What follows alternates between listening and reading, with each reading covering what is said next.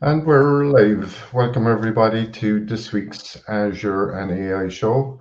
We have three great speakers with us um, today. So we have Jonas there. He's going to start off um, doing some stuff, the MCP servers. And we have Sandra then. He's going to do some more stuff. And we have Ash there as well coming in after that. So I'll hand it over to you there, Jonas. Okay, thank you. Well, maximize my screen. Good evening, everybody. Welcome to this talk about Playwright and specifically Playwright as an MCP server and how to use it to test. Well, I did put in the slideshow Blazor application, but to be quite honest, it really doesn't matter. You can host it wherever you want, and it can be Blazor, it can be a JavaScript, so it doesn't really matter. So what a bit about me. Well, I've been a software developer for, well, longer than I can remember, about almost 30 years now. Quite passionate about .NET. I simply have been in the .NET ecosystem ever since the original version 1.0 came out in preview. So that's quite a while. I work as I have got my own title, lead Microsoft development consultant for a local Dutch company, Berkler. And I also work as a coach trainer for my own company, GMAX Software Solutions. And I love to share my knowledge and experience. So I do that through a number of channels. And I'm also an MCT and MVP. Okay, but that's enough about me. What are we going to talk about? We are going to talk about a bit of unit and UI testing and why it's so difficult. Then I'm going to do a quick introduction into Playwright. I'm diving into code, and at the end we will come to a conclusion. Okay. I'm not quite sure who in the audience has a development background. And it's quite difficult. Normally, when I do this in person, it's easy to raise hands. It's difficult now to do it through a live stream. But I do talk a lot to developers. And most of the time, they say, well, I hate testing. Okay, why? Well, especially around UI testing, there are some common frustrations and challenges that you face. And yeah, I must say I have the same experience. So getting the test to set up is complex. Tests are flaky. If a site behaves a bit slower or a bit faster than you expect, things fall. If you move elements from the left to the right, things might break. And there's also a lack of documentation. So it's difficult to find your own. Well, so it will be time consuming and repetitive. And if you look, of course, at the software development, you do have to keep on developing and testing and retesting and retesting. And that does take a lot of work. And that means that it will take a lot of development time. And it will take you time away from doing the real coding. At least that's what some developers really think, that development is all around writing code and testing is not part of it. Well, do want to disagree, but okay, that's a feeling. So there's a need to do efficient testing. But what if I would tell you that there is one way to become a happy developer who can do a lot of things and even build reliable software? Well, that's where Playwright comes along. And in this talk, I'm going to focus a bit on the .NET specific one, given my background, which is quite normal. But you will see it's not specific and tied to .NET at all. So what's Playwright? It's an open source automation library for end-to-end testing. What does this mean? It's built by Microsoft. And end-to-end testing, that means that I can test a user interface with it. and that user interface can be connected to a database. But I can also use it, for instance, to test web APIs. And I can do that with the same tool. And what are the key features? Well, building web applications is difficult. And why is it so difficult? Because you have to test on all the different browsers and preferably on all the different operating systems. And that does take a lot of time. And you don't always know when a certain element will appear. And conventional testing frameworks used wait statements, and you simply had to determine how many seconds you want to wait. The fortunate thing about Playwright is it will auto-wait. And it has got retries built in. So if it can't find an element, it will retry in a certain amount of time. And web applications have become more powerful. And that means that there are some powerful APIs that are being used. And Playwright does give you the opportunity to plug in to those APIs and use them. For instance, if you want to do time management and time manipulation, it's easy doable. Okay. It's a framework. A framework does mean that you have to write code.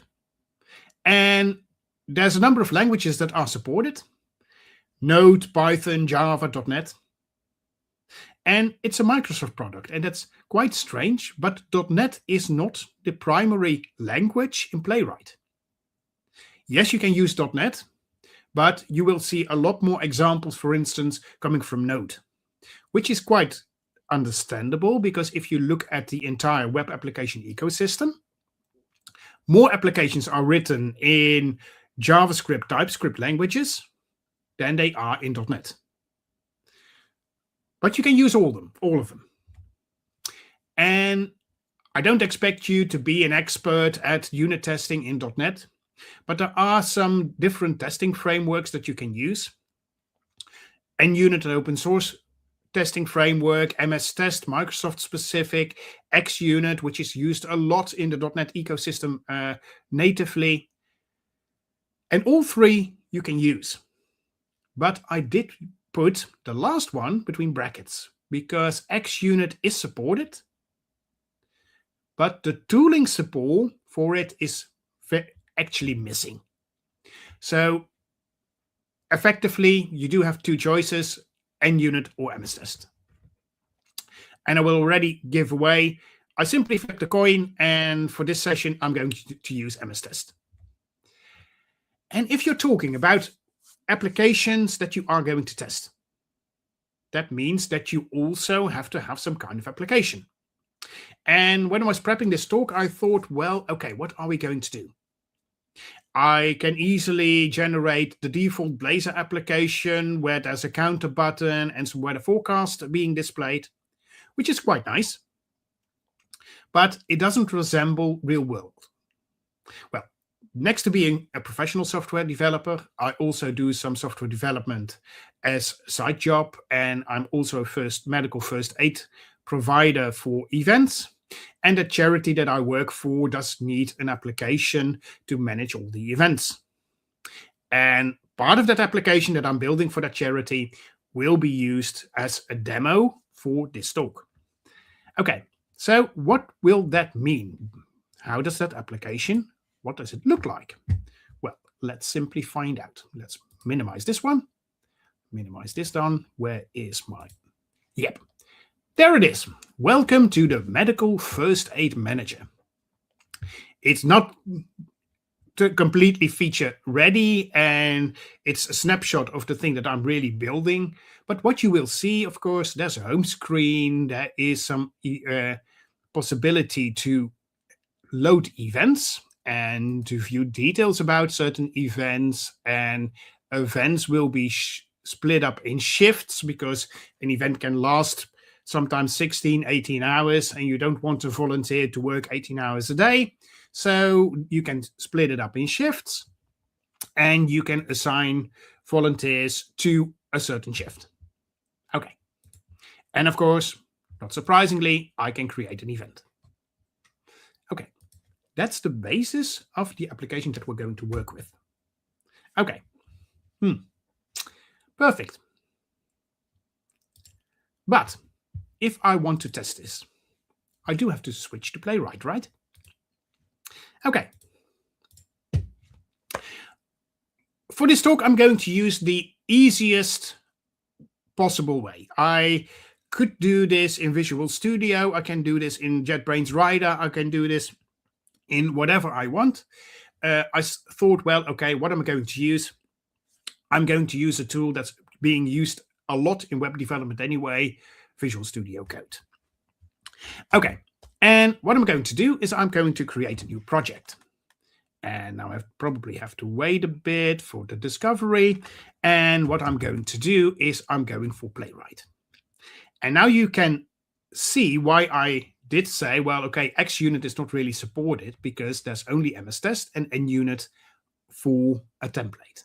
Well, let's pick MS-Test. Wait for it to do it. Come on. Yeah, okay. And I'll simply name it end-to-end. And put it in the default directory. Use a certain solution format. Quite happy with it. Okay. What will happen? By default, now, and I will simply, when I do talk a bit about what got generated, I will build it in the background. What do you see? What do you have? Is actually abilities to navigate. So my first choice could be simply to start writing all the code that I need myself. I could do that. Will take me a bit of time. It will give me a lot of control. That's the benefit of it. But it's not probably the thing that I really am looking for. Well, fortunately, I don't have to, because a lot of people, let's see, where is new terminal, are able to use a different thing. So I'm opening up my terminal because I do want to show you something else. And don't worry about bin debug net10, because the nice part about Playwright is it has what we call a code generator. So I'll simply boot up the code gen, and it probably will come up on my other screen. So wait for it to pop up, and I'll drag it into my main screen. And in the meantime, while we wait, don't worry if you have any questions. I have a second monitor on my right-hand side. So if you have any questions, so just put them in the chat and I will be able to see them. Okay. Welcome to our recording. So what we're going to do, I am going to navigate to my website. I'm going to put this one in MS-Test because that's what I want. And I'll use a different browser. It's already recording. So what you can see, it will navigate. Okay. And normally when you start testing, you will have to check, well, okay, what scenario do I want to check? Well, in this case, what I want is I want to be able to assert that the event that I see here is actually the first event. So what I'm going to do is I'm going to assert on this title. I can even say, well, I want to assert that this thing is visible. I'm going to hit the detail button. I do want to verify that. What would be nice if I verify that this one will be on the starting date. Okay, and I want to verify that I can go move back to events. Okay, stop recording. Copy it, moving it to my testing solution, paste it in. Don't worry, do have to have a using. Okay, and what I now can do is simply say, well, get another terminal and simply say .NET test and see if it works. We'll have to build.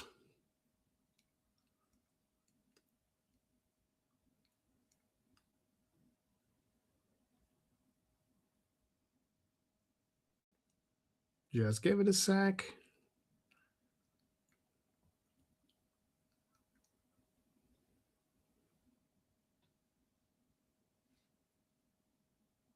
This is always difficult if you have to wait during a presentation.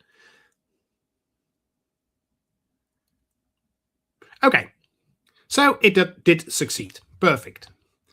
And I didn't even save it, so it didn't even run it. But I'm going to show you something else.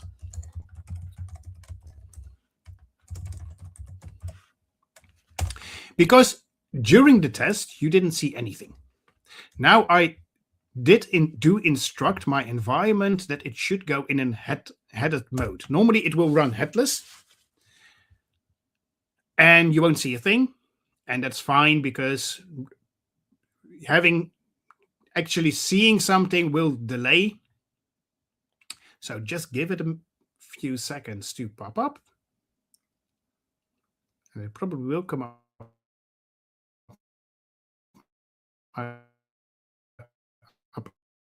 on my other screen. So yeah, that's what I thought. Let's wrap it up. You succeeded. Nice. But where does the MCP server come into play? Well, fortunately, this entire automation, discovering of websites, you can do a lot with the MCP server for Playwright. Playwright can actually discover and go through a certain website and help you discover some key functionalities. But in order to do that, you do need it to give it some instructions. So I'm going to give an instruction file.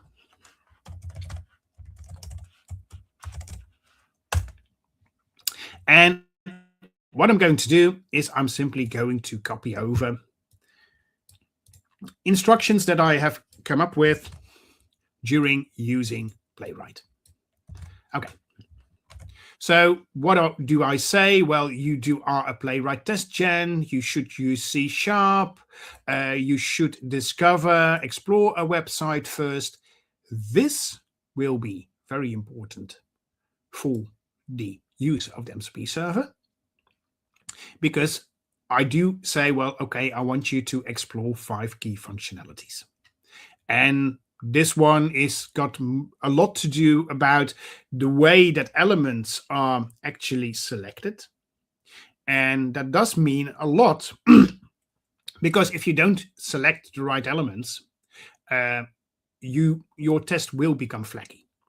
Okay, so that will mean that if I go here, that I should check if my MCP Playwright server and my docs are running. And I always include the Microsoft Docs because it will pull in some best practices that perhaps the Playwright MCP doesn't know about yet. Okay, and then I could simply say, well, you know what? I put you in plan mode and I want you to start exploring, of course, exploring the site. Okay, there it is.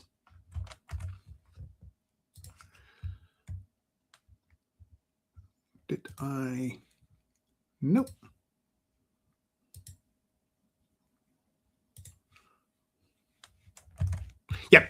So I could use this. Simply say, well, you know what? I want you to explore this. Okay. What I have done, I can fire this up, but this can take quite some time. So what I have done a few days ago is simply do the same, but record it. And I will run the video by you and explain to you what will happen. So let's watch the Playwright MCP server discover tests for a running website on its own.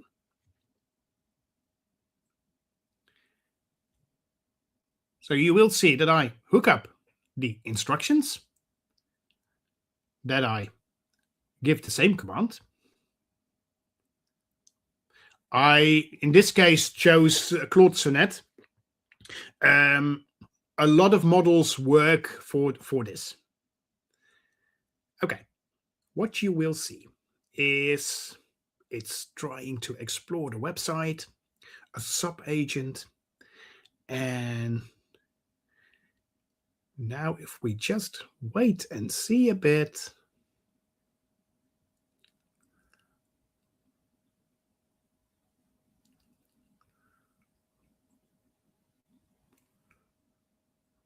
Work and perfect.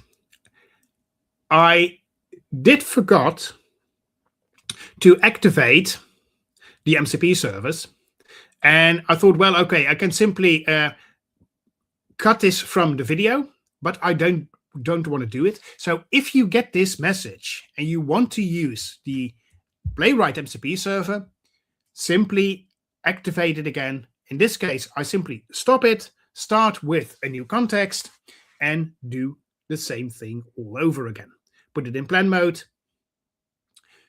get the instructions, and enter the prompt.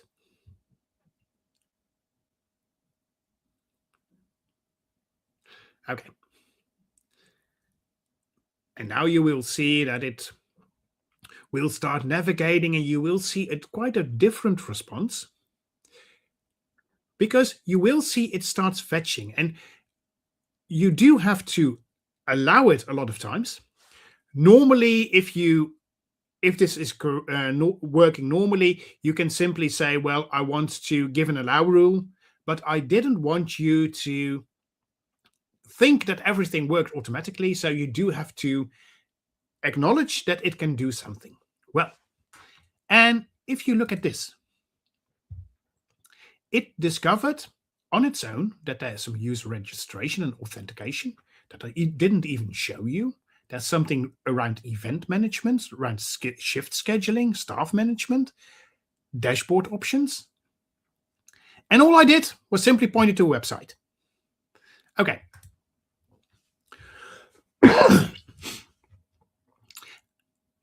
And it got not some details what it should do for testing. And if I'm happy with the plan, I can simply hit the start implementation.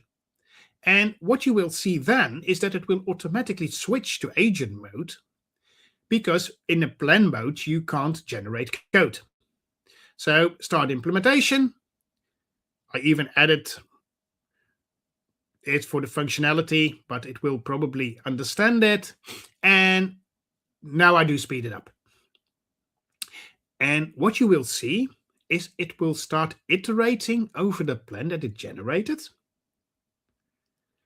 and trying to come up with a lot of working code. And it will iterate a lot. We'll do some testing. And in the meantime, you can see it will create screenshots from all the pages it visited. So you can actually see what is fed into the LLM.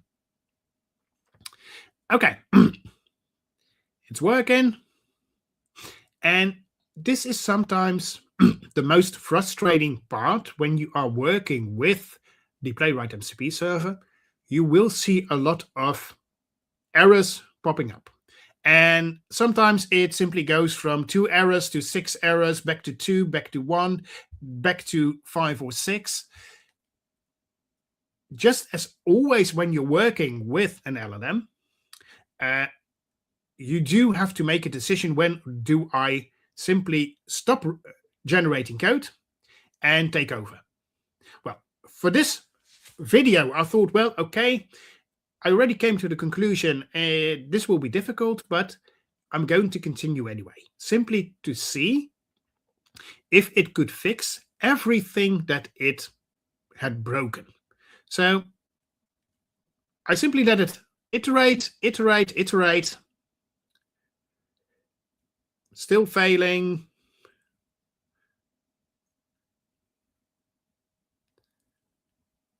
And great success. It managed to create a lot of test cases, 28 tests in just 21 minutes. And if I look at that, well, I did show you the recording. That took me about a few minutes for just one test. And I even have to discover and come up with a test plan.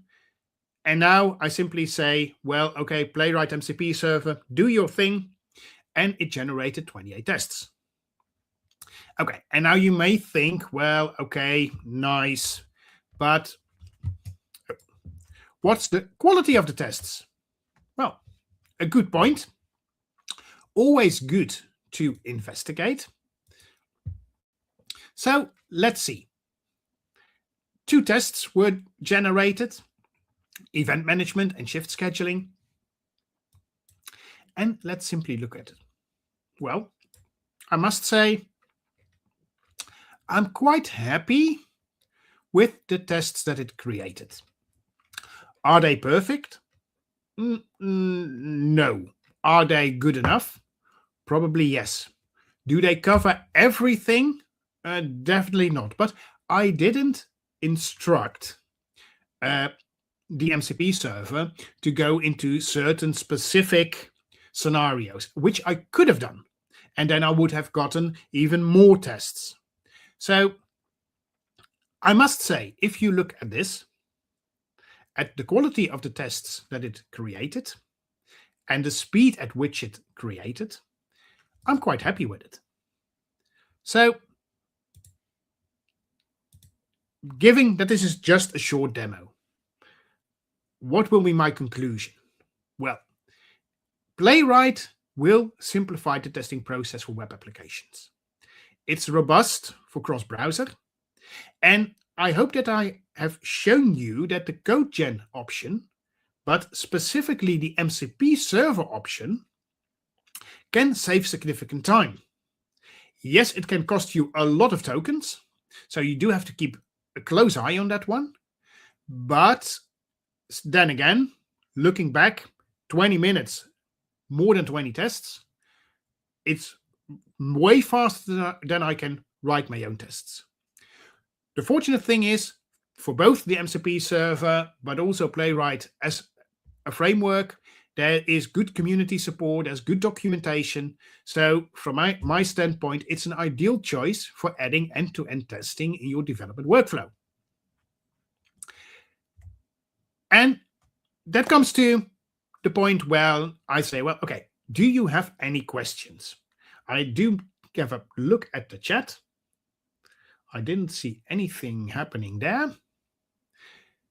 Not a problem. What you can do if you rewatch this, because I see that a number of people are watching, probably it will be on review or being viewed afterwards. Not a problem. If you have any questions, simply reach out. I've got my blog. The best way to reach me is through X or Twitter or Blue Sky, and the code that you have seen, you can find on my GitHub. And I also have, but that's really development specific, one Dutch YouTube channel and one English YouTube channel, all around coding in .NET. Okay, I would say, I hope that this was a good introduction for you, what an MCP server like Playwright can do if you let it simply run. I would say, simply give it a try. And if you run into trouble, reach out to me, reach out to the community, and we will try to help you. And now I would say, well, I hope that we have a great new session. Very good. Very good, John. Thank you so much. You're elaborated. You gave the live session, right? So that is very good. Yeah, I love doing the, things live. PowerPoint's boring. Yeah. Yeah, it's great to see it kind of running, and it's kind of it's correcting itself, isn't it? Just kind of seeing the mistakes, and then it goes back and try and fix it, and keeps going around in circles. It's training itself, really, isn't it? Kind of to see what errors come up, and then yeah. Yeah, and the good thing, it also knows a bit about the problems that, for instance, a Blazor application can have with the state loading in giving the different rendering modes that you can choose. So it does know a lot, and I must say sometimes I simply break it off, because there are many times when I have a user interface, and especially user interface that doesn't adhere quite nicely to all the UX best practices, then it will make things worse. And then it's probably sometimes better to simply say, well, okay, I'm going to cut it and do it myself. But simply allowing it to keep on running, sometimes you will get surprised. So be a bit patient, like you have to be with a lot of LLMs. Have some patience, and in the end, they may surprise you. They may disappoint you, but hopefully they will surprise you. Very good. So, do you want to share your screen there with us? Yeah, I'll be sharing. Yeah, sure. Thank you. Okay. And if anybody has any questions, stick them into the LinkedIn or YouTube, and we could try and answer them for you. Are you able to see my screen? Yeah, there we go. I'll just move you up there. Yeah, sure. Yeah, mine is like a PowerPoint presentation. I think for Johan it will be more, but I come up with this one. Okay. So yeah, today I'm going to discuss about modernizing healthcare system with Azure secure, scalable, and interoperable. So my little introduction is my full name is the big name Sudarshan Kumar Ramayanam, and I'm having 22 years of IT experience. I worked in various domains, healthcare, financial, and then even telecom domain also, like where Frank is staying in Ireland. So I work for Ircom Telecom also long back. So my current company is Gainwell Technologies in California. So yeah, today I'm going to present Azure and AI Show, which is like exploring practical approaches to healthcare modernization using Azure cloud services and AI capabilities with a focus on security, compliance, and interoperability in real-world healthcare environments. So why we need, see, for everything nowadays we are talking about AI. What is the modernization is required. See, back in 19th, the software when started for the healthcare system, there are the big mainframe servers carrying in the truck, lot of servers, maintenance. See, all still people are needed the legacy technologies, right? So those servers nowadays, due to the AI arrival, lot of changes are happening to the legacy system. Because I worked for very large organizations. I worked for Morgan Stanley in New York. I work for the California Healthcare Department, healthcare.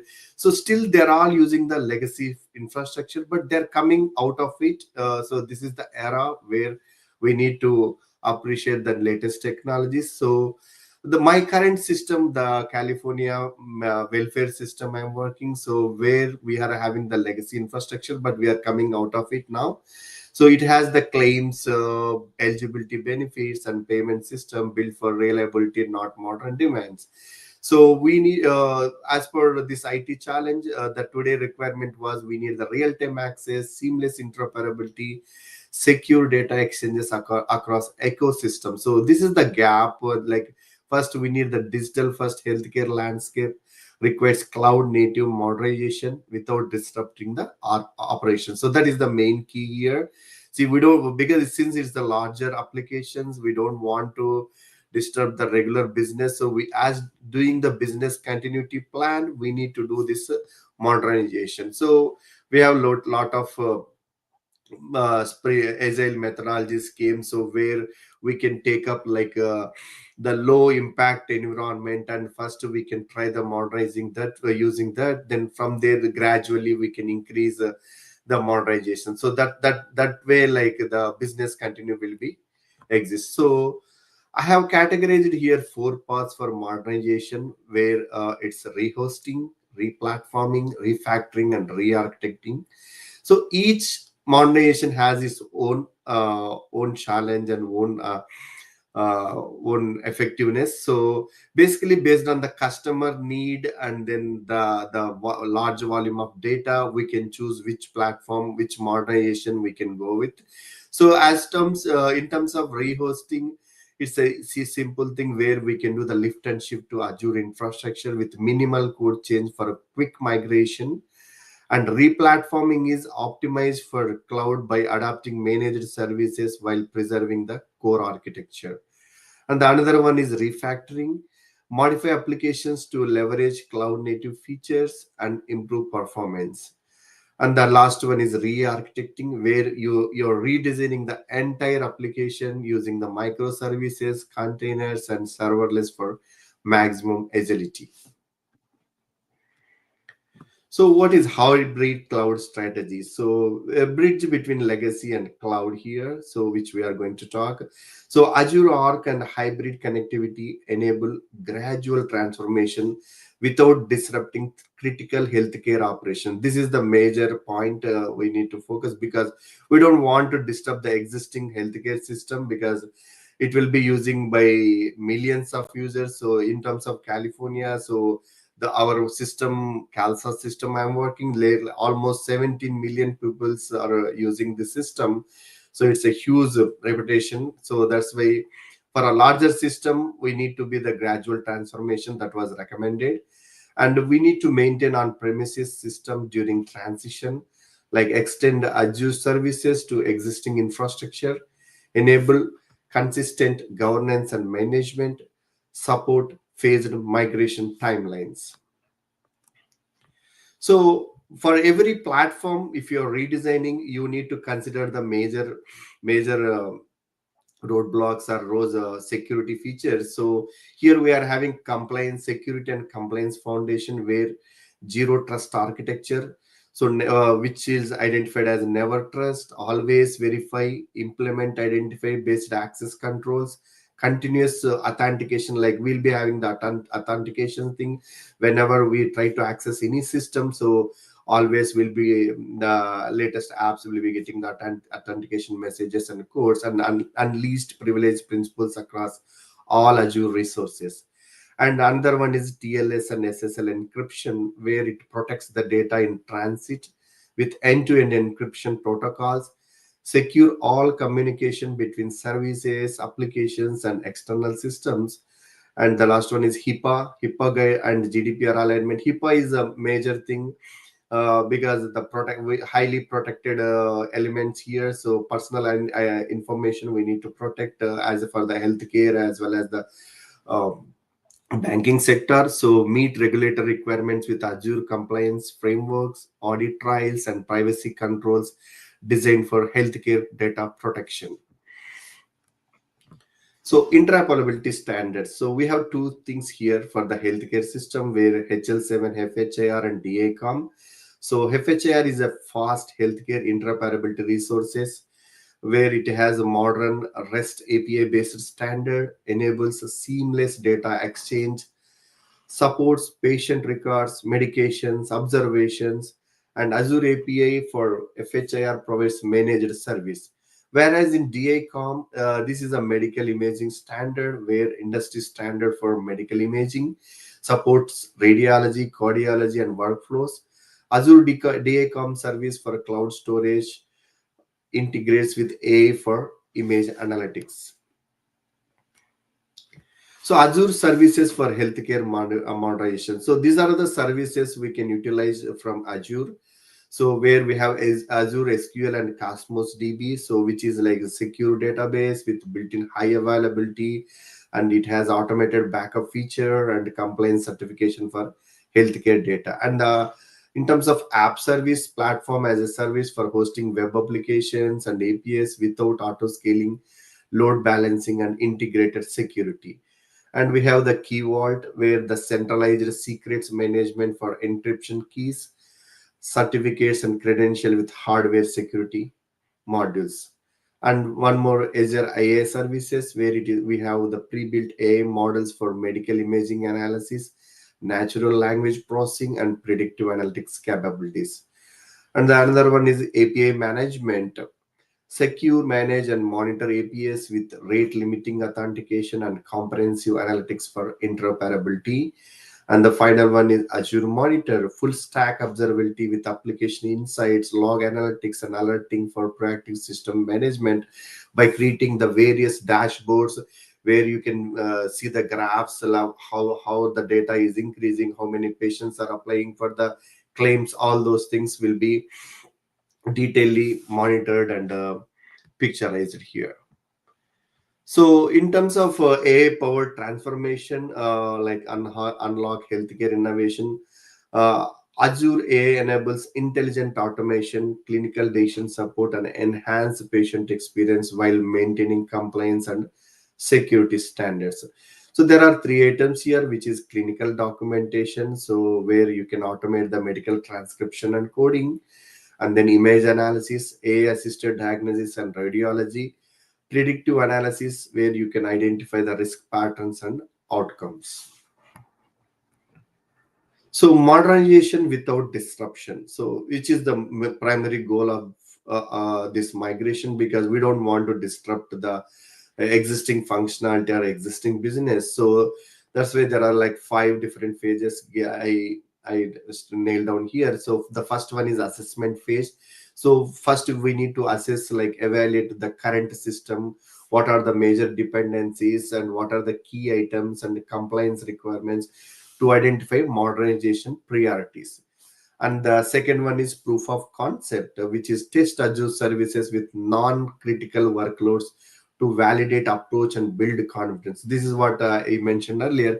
So first we'll go with a non-critical application in the system, and once we test all those things, then we can gradually increase our proof of concept for other critical applications or application modules. Okay.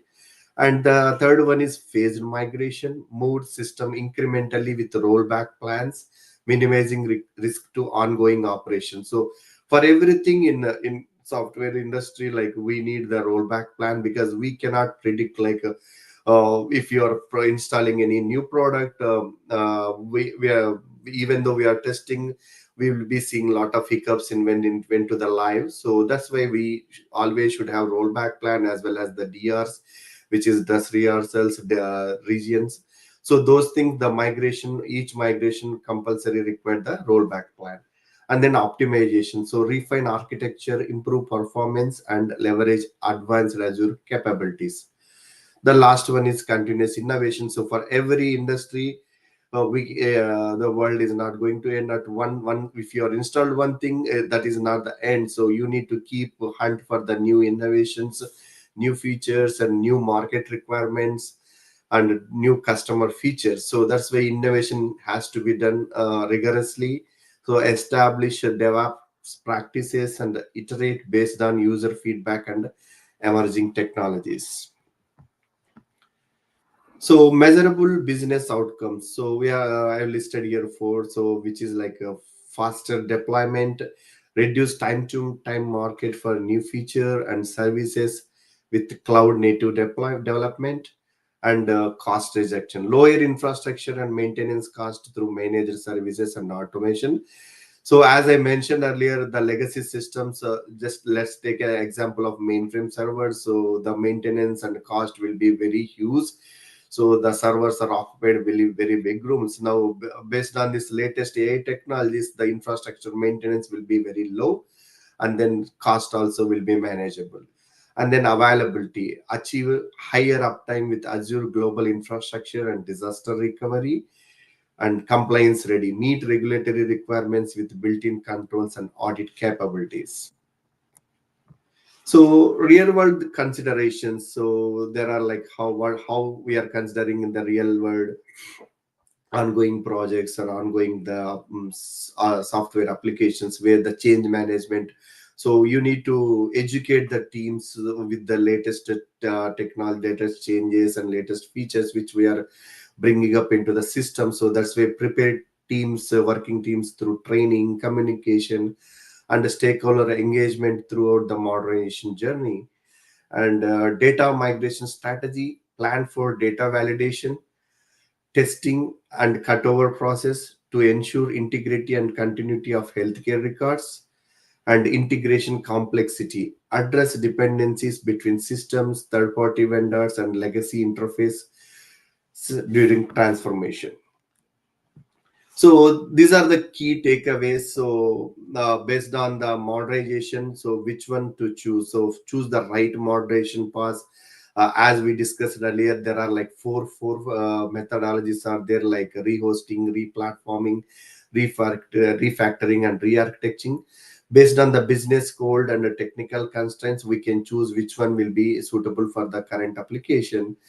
Once you choose the path, then you need to be majorly consider on security and compliance, which are non-negotiable. So implement a zero trust architecture, encryption, and align with HIPAA and GDPR from day one to protect the patient data.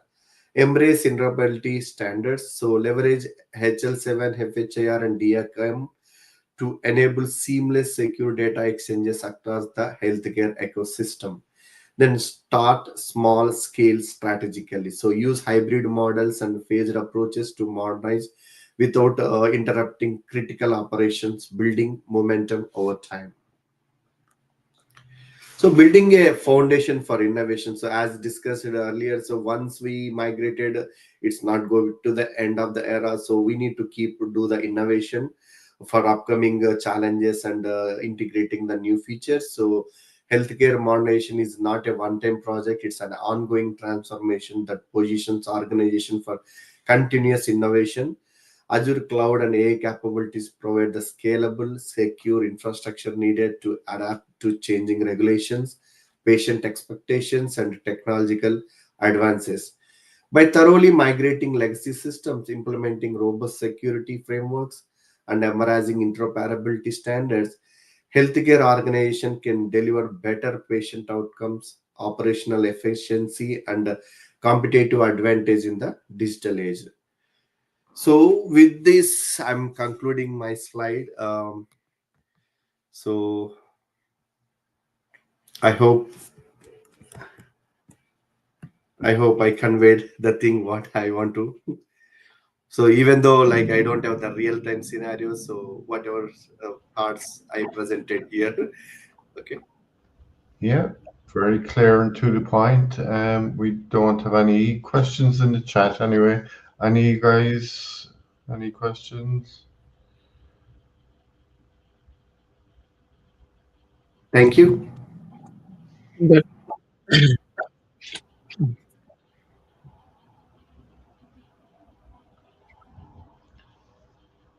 Do you want to share your screen there, where's Ashish? Yeah, you can hear me okay, right? Yep, perfect. Okay, let me share my screen.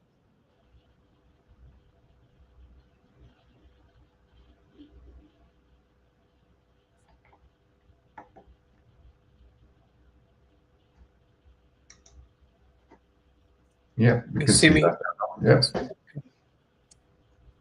Okay, thank you. So good evening, good afternoon, good morning. And thank you, Frank, for having me here again. I'm Ashish Tibolia. I primarily work in the financial domain. All of my experience in till date has always been in the financial domain, where I kind of lead large scale data and AI initiatives, and kind of produce the next generation intelligent financial systems. It's obviously it's my pleasure to be with you today at the Azure and AI Show. So, one second. Give me a second. Let me just adjust my.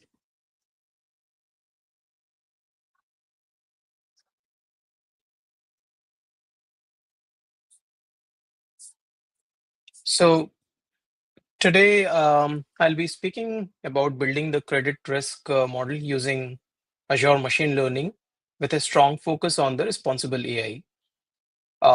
In the financial industry, credit risk model play a very crucial role, as we all know, in decision making. Uh, Basically, who gets the loan, right? And what are the rate and under what condition?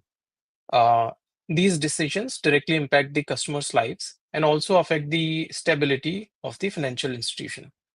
With Azure machine learning, we can build a scalable, accurate, and automated credit risk model using the modern machine learning techniques. However, as we all know, accuracy alone is not enough. These models must also be fair, transparent, explainable, and compliant with the regulation. And that is where responsible AI comes into the play. Responsible AI helps ensuring that our models do not introduce biasness. The decision that is made can be explained to regulators and customers, and the model are continuously monitoring from the drift to risk.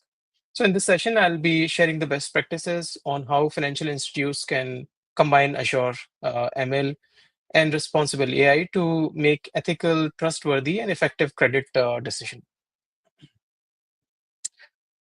This is the agenda. The session is structured in 5 parts. The part number 1 is where I will briefly talk about the credit risk modeling fundamentals. Then I'll explain the Azure machine learning, how Azure machine learning can support end-to-end model development from the data ingestion to featuring the engineering and training, validation, and development. Then I will focus on the responsible AI and credit risk, covering the fairness assessment, model explainability, and governance. After that, we'll also look into the model monitoring and evaluation. And then finally, I'll conclude my session with the key technical takeaways and best practices for building the scalable and compliant credit risk model. So this is the first part of the segment where the credit risk model is, as we all know, essential for the financial institution to evaluate the likelihood of borrowers being default. So this section covers the foundational concept, the shift from the traditional to data-driven method. I'm a data guy, so what I feel is everywhere data play a very crucial role, and so my focus would also be here on data and AI. And obviously, we'll also discuss the key challenges which are faced in building the accurate data model. So credit risk is the risk that borrower.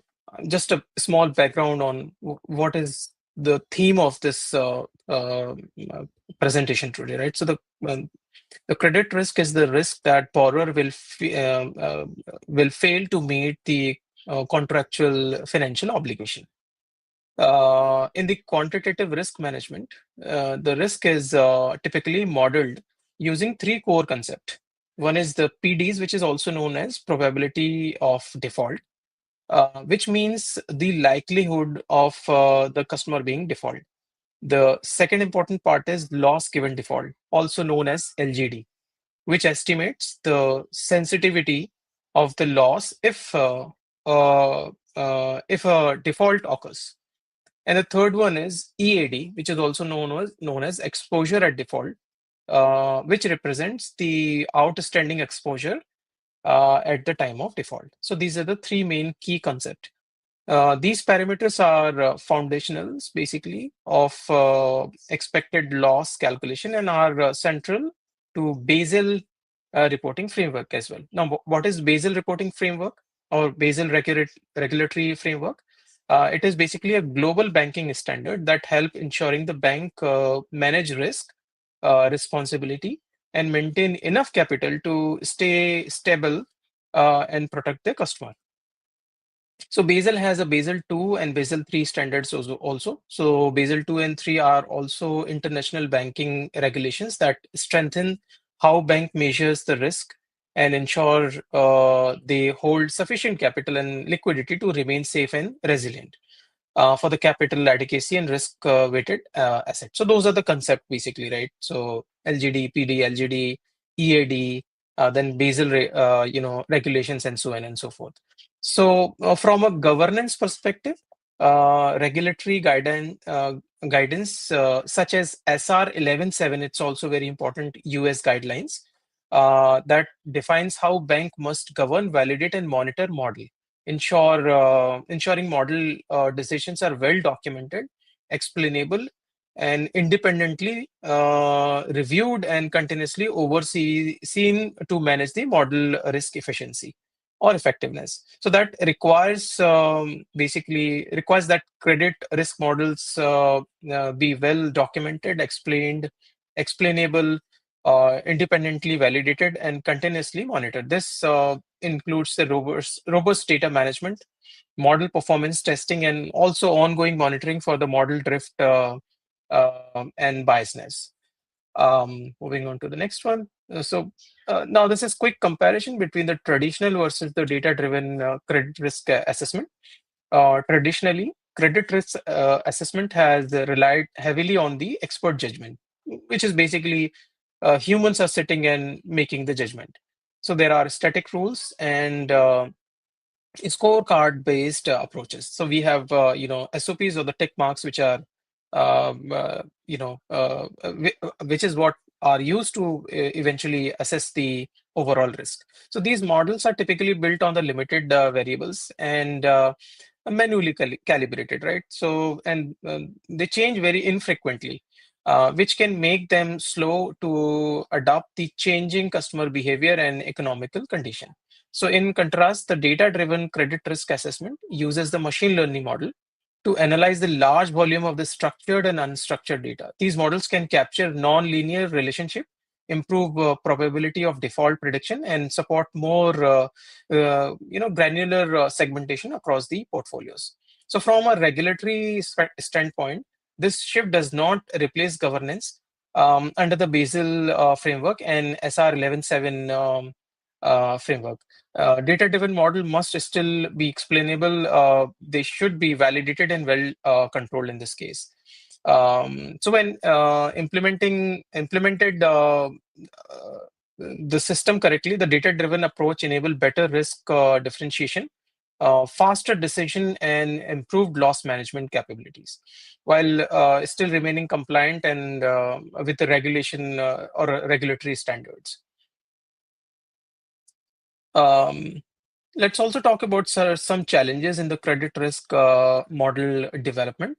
So credit risk model presents several key challenges that directly impacts the model accuracy and regulatory acceptance. First, the data quality is foundational.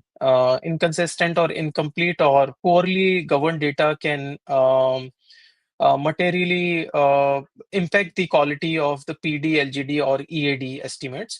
And making a strong data validation lineage and control is essential in this case. Second, the class imbalance is a common issue in the credit data set where default events are relatively rare.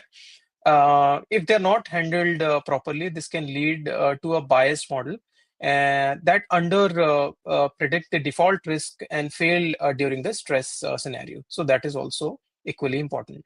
And the third is the regulatory compliance that remains a crucial challenge. So under the frameworks such as Basel or supervisory guidance like SR 11.7 that we talked about, model must be transparent, explainable, and independently validated, regardless of whether they are traditional or the machine learning based model.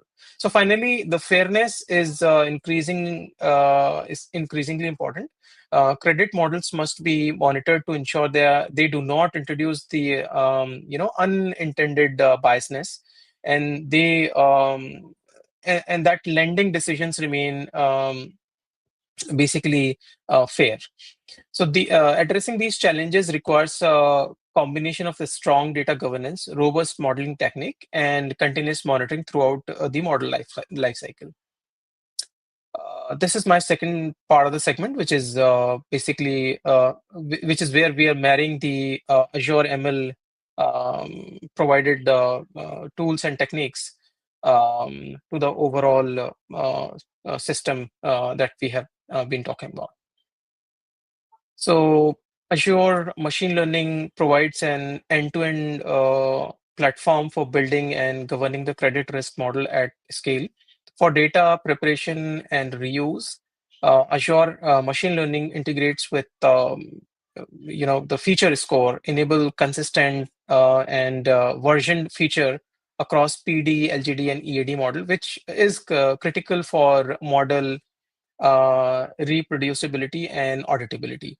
Model development is accelerated using the automated machine learning, while ML flow integration ensures the full explainable tracking, model versioning, and the lineage. Key requirement which comes under the SR 11.7 model governance that we discussed. So from a responsible AI and regulatory standpoint, Azure ML also includes the responsible AI dashboard, which provides the model explainability, so which is very important, right? So one can go and see the behavior of AI, how it is reacting to the data which is being fed, and also can do the error analysis and assess the fairness to support the transparency and bias monitoring aligned with the Basel expectation, which is what we also discussed in the previous segment. So finally, Azure ML supports secure, scalable deployment and continuous monitoring, allowing the institution to track performance and data drift and risk metric in the production, ensuring that the model remain scalable, explainable, and compliant over the period of time. So then coming next is the data preparation and the feature engineering, which is the foundational work that we have to do before these models can work effectively. So for PD, LGD, and EAD model, high quality data is crucial. This basically includes the data cleaning, handling missing values and outlier treatment, and ensuring that the consistency is achieved across the whole life cycle. All of which directly impacts the model stability and the regulatory expectations in this case. So from a model perspective, featuring, the feature engineering transforms the raw financial and financial and behavioral data into the meaningful risk indicators such as the utilization ratio, delinquency trend, and exposure metric that basically in a nutshell significantly improve the predictive performance. Azure Machine Learning supports this process through data pipeline and transformation workflow, enabling the repeatable and auditable data preparation.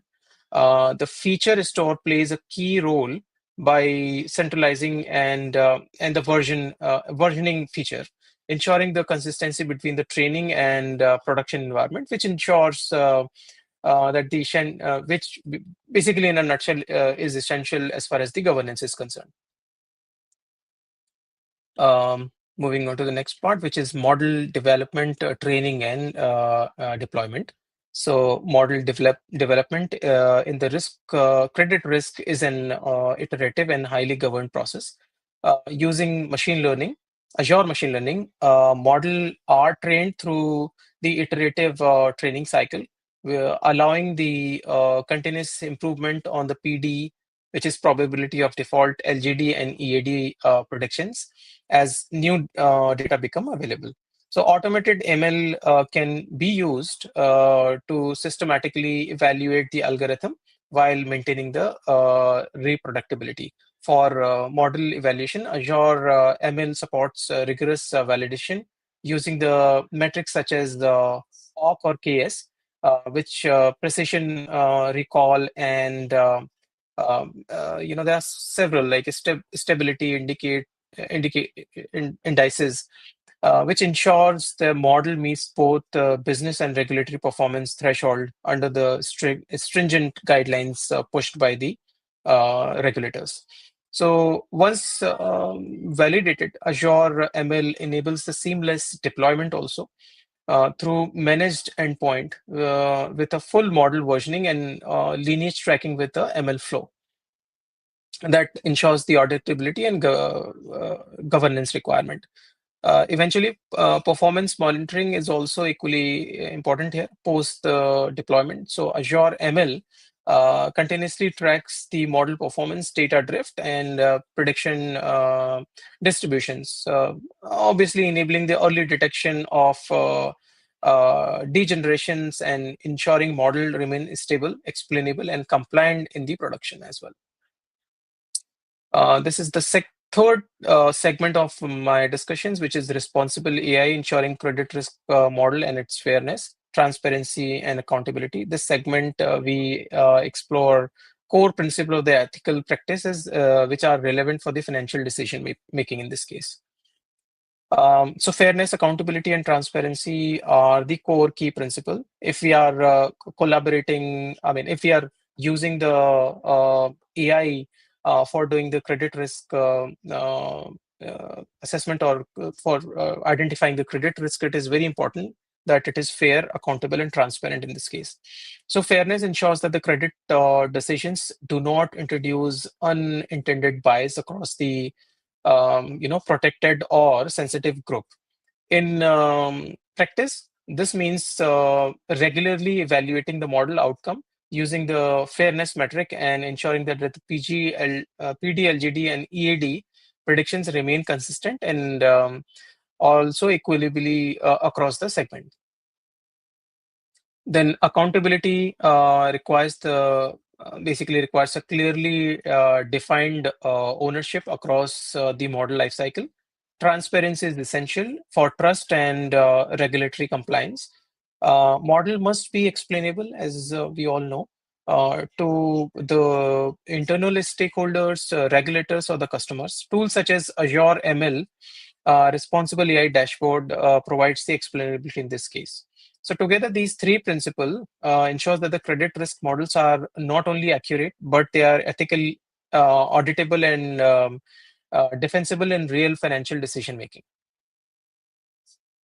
In Azure machine learning, the bias detection and mitigations are operationalized through the specific built-in capability. First, the fairness metrics are evaluated using the responsible AI dashboard, which enables the group-based analysis across the sensitive attributes and support metrics such as disparate impact, error rate, priority, and prediction distribution, which are basically various comparisons for the PD models. Second, the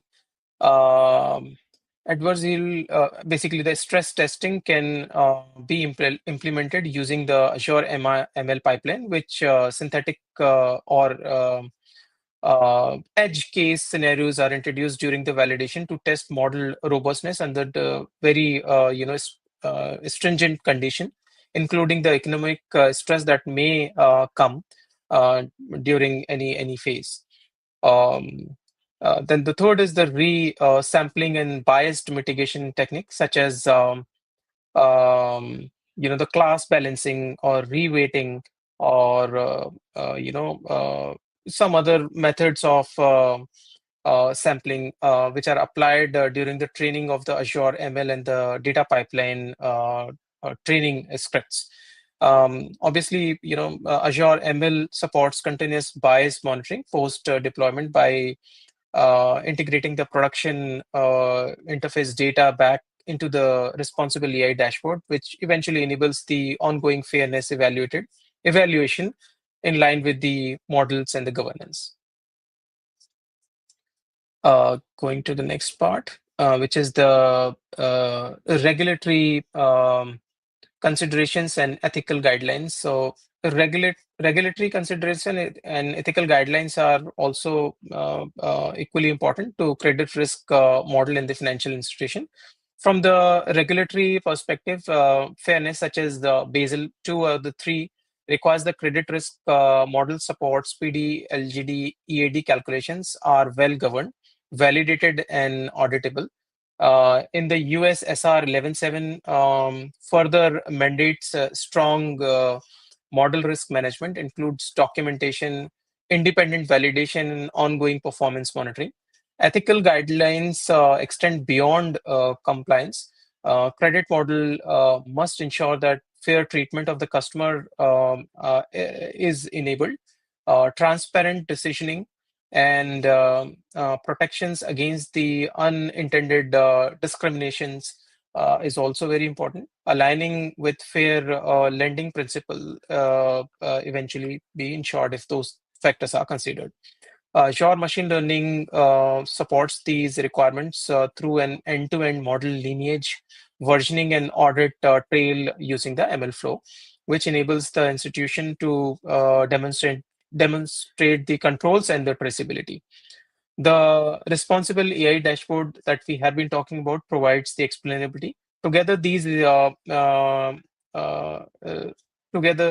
these compliance and ethical governance ensure that the credit risk models are not only accurate, but they are scalable as well. And this is the fourth leg and the final leg of my presentation. So ongoing model monitoring and evaluations are critical to maintain the performance and fairness over time. The section kind of discussed the tool and the approaches for continuous improvement. So once the credit risk model is deployed, continuous performance monitoring become critical. From an accuracy perspective, Azure machine learning enables ongoing tracking of key metrics such as the OC or the KS, the precision recall, and the calibration, ensuring that the PD, LGD, and EAD predictions continue to meet the expected performance threshold in the production. Equally important is the data drift decision. Azure ML monitors shifts in input data distribution and prediction patterns, helping identify the changes in the customer behavior or the economical conditions that could impact the model reliability. Beyond performance, fairness also indicators must also be monitored post deployment. Using the responsible AI dashboard, institutes can evaluate the outcome of various results.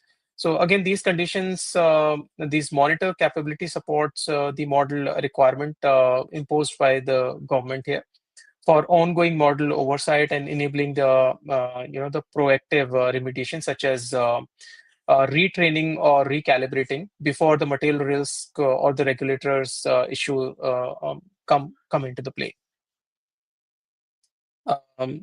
Responsible AI dashboard is another factor.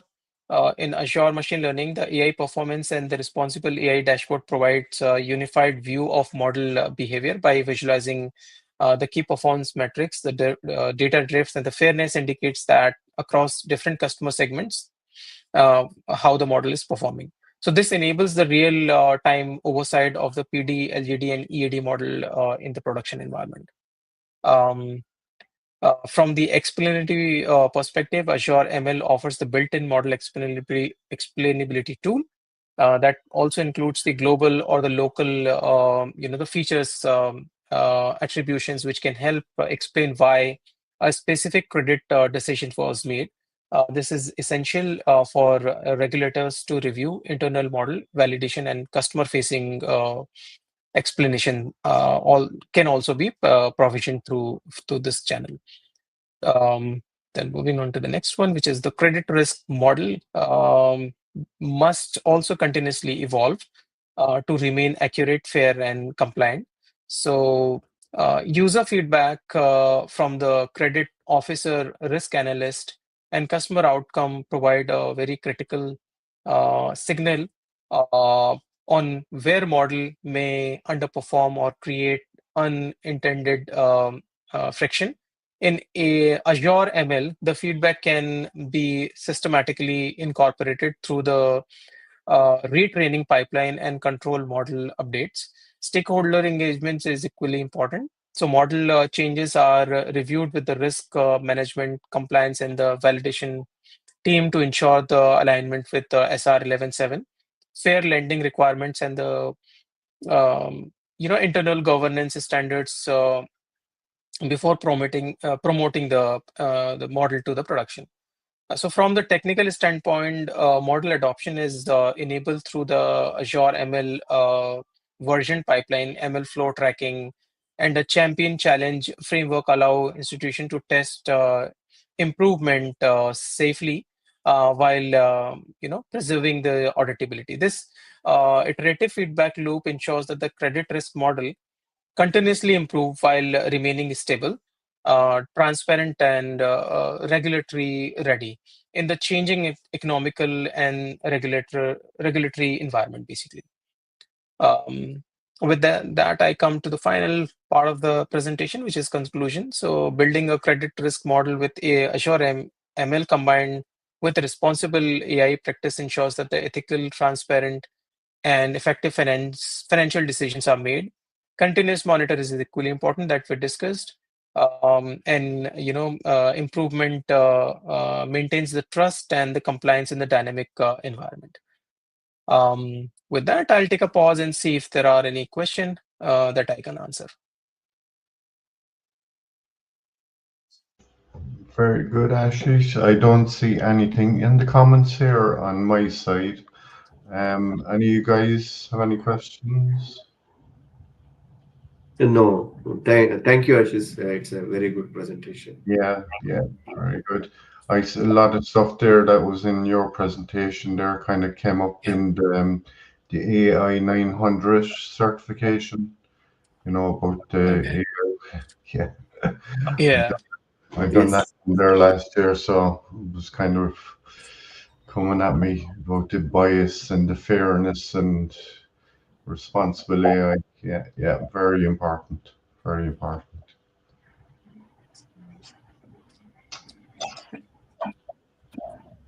So yeah, so you'll be back again next week with us, Ashish, with another part of that. Yeah, very good. So we have three more yourself and two other speakers next week. So we're kind of gone over the time this week, so we'll leave it there, and we'll be back again next week with more stuff from AI in the banking sector. So thanks everyone for your sessions. So Thank you, Frank. Thank you, Frank. Thank you so much. Thank you, Frank, for providing the opportunity. Thank you. Very good. Okay, guys. See you next week. Bye. Bye. Bye.